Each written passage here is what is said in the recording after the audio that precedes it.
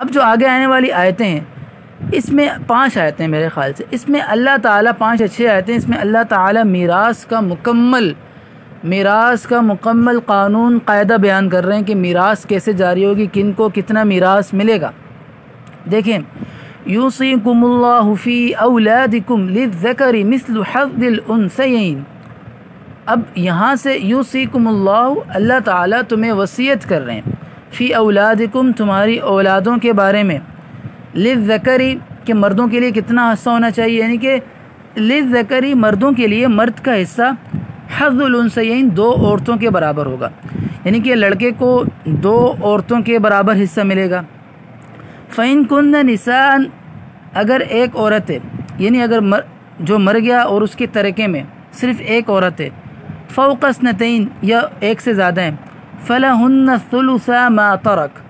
تو ان کے لیے، یعنی اگر ایک ہیں تو اس کو پوری میراث میں سے آدھا ملے گا، یعنی کہ جو مرنے والے ہیں ان کی ایک ہی بیٹی ہے تو اس کو آدھا ملے گا پورا، اور اگر 2-3 بیٹیاں ہیں تو ان کو 2/3 حصہ ملے گا جو وہ چھوڑ کر جائیں گے۔ اب آگے بات آ رہی وَإِن كَانَتْ وَاحِدَةً اگر وہ ایک ہی بیٹی ہے، فَلَهَا النِّصْفُ تو اسے آدھا ملے گا، ٹھیک ہے۔ وَلِأَبَوَيْهِ لِكُلِّ وَاحِدٍ مِّنْهُمَا السُّدُسُ مِمَّا تَرَكَ إِن كَانَ لَهُ وَلَدٌ وَلِأَبَوَيْهِ اور مرنے والے کے والدین میں سے ہر ایک کو ترکے کا 6واں حصہ ملے گا،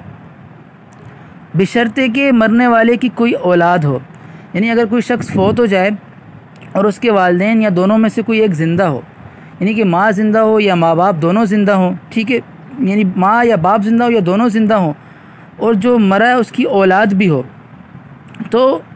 پھر کیا ہوگا، تو وفات پانے والے شخص یعنی صاحب اولاد ہے تو اس کے والدین میں سے ہر ایک کے لیے وراثت کا 6واں حصہ ہے،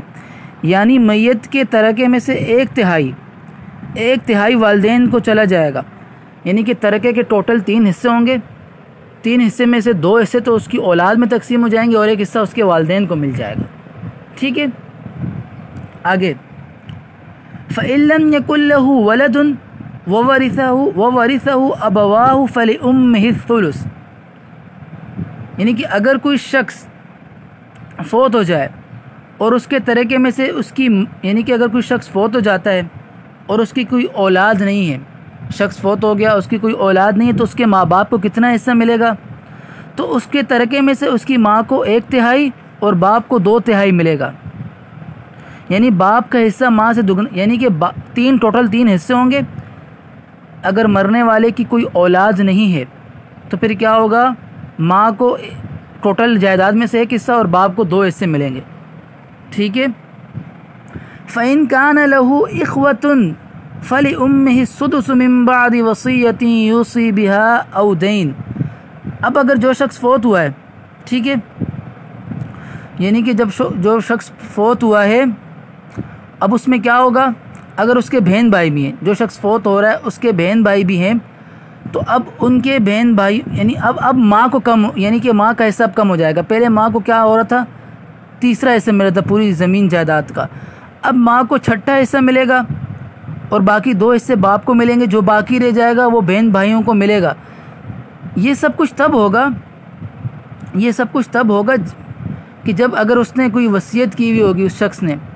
کہ میری یہ وصیت ہے، تو پہلے اس وصیت کو پورا کیا جائے گا، 3/4 حصے میں سے اس وصیت کو پورا کیا جائے گا۔ اس کے اوپر کوئی ادھار ہوں گے تو پہلے اس کے ادھار اتارے جائیں گے، پھر اس کی میراث تقسیم ہوگی، ٹھیک ہے۔ آگے چلیں، آباؤکم و ابناؤکم لا تدرون ایہم اقرب لکم نفعا فریضۃ من اللہ ان اللہ کان علیما حکیما۔ آباؤکم تمہیں یعنی کہ تمہارے باپ اور تمہارے بیٹوں، آباؤکم و ابناؤکم تمہارے ماں باپ اور تمہاری اولاد، لا تدرون نہیں جانتے، یعنی کہ تم سب نہیں جانتے، تمہیں اس بات کا ٹھیک علم نہیں کہ تمہارے باپ بیٹوں میں سے کون فائدہ پہنچانے کے لحاظ سے تم سے زیادہ قریب ہے۔ ان اللہ یعنی کہ یہ سب کچھ تو اللہ کی طرف سے مقرر ہے کہ کس کو کتنا حصہ ملنا ہے، کس کو کتنا ملنا ہے، یہ تو اللہ تعالیٰ کی طرف سے حصہ مقرر کر دیا ہے۔ جو پہلے آیت گزری ہے کہ بھئی میراث کی تقسیم تب ہوگی پہلے میت کے قرضوں کی ادائیگی، اور اس نے کوئی وصیت کی ہوگی تو پہلے اس وصیت کو پورا کیا جائے گا، پھر اس کے قرضے ادا کیے جائیں گے، اس کے بعد جو حصہ بچے گا ٹھیک ہے پھر اس کو تقسیم ہوگا۔ اور یہ جو اگلی آیت میں بات آ رہا ہے، اگلی بات میں جو بات آ رہی ہے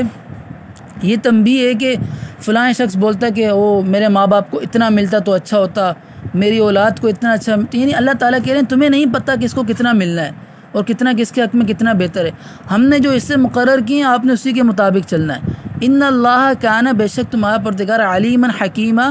حکمت کا بھی مالک ہے اور علم کا بھی مالک ہے۔ اللہ تعالیٰ نے جو حصے مقرر کر دیے اب انہی حصوں کے مطابق جتنا ماں کا حصہ ہے، جتنا وہ کنڈیشنز ہیں کہ اولاد زندہ ہے نہیں ہے، وہ پوری کنڈیشنز ہے،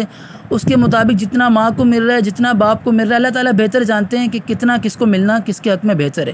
تو تم اس چیز کو چھوڑ دو کہ اس کو اتنا ملنا چاہیے تھا، اس کو اتنا ملنا چاہیے تھا، یہ چیز چھوڑ دو، اللہ تعالیٰ بہتر جانتے ہیں، اللہ تعالیٰ نے حصے مقرر کر دیے، اب انہی کے مطابق ان کو ملے گا، کیونکہ اللہ تعالیٰ حکمت کے بھی مالک ہیں، علم کے بھی مالک ہیں۔ اللہ تعالیٰ جتنا بھی ہم سنتے ہیں سناتے ہیں، اللہ تعالیٰ اس پر عمل کرنے کی توفیق عطا فرمائے۔ گزارش ہے کہ آپ جو بھی سنیں اس کو اپنے پاس اس کا خلاصہ لکھیں، اور خلاصہ لکھ کر یہاں پر مطلب سینڈ بھی کر دیں انشاءاللہ۔ پھر اگر آپ اس کو مسلسل سنتے ہیں، جو بھی سنتے ہیں وہ خلاصہ لکھ کر بھیجتے ہیں تو انشاءاللہ ان کو اسناد بھی ہم اپنی اکیڈمی کی جانب سے جاری کریں گے، سرٹیفکیٹ بھی۔ اپنا خیال رکھیں۔ السلام علیکم ورحمۃ اللہ وبرکاتہ۔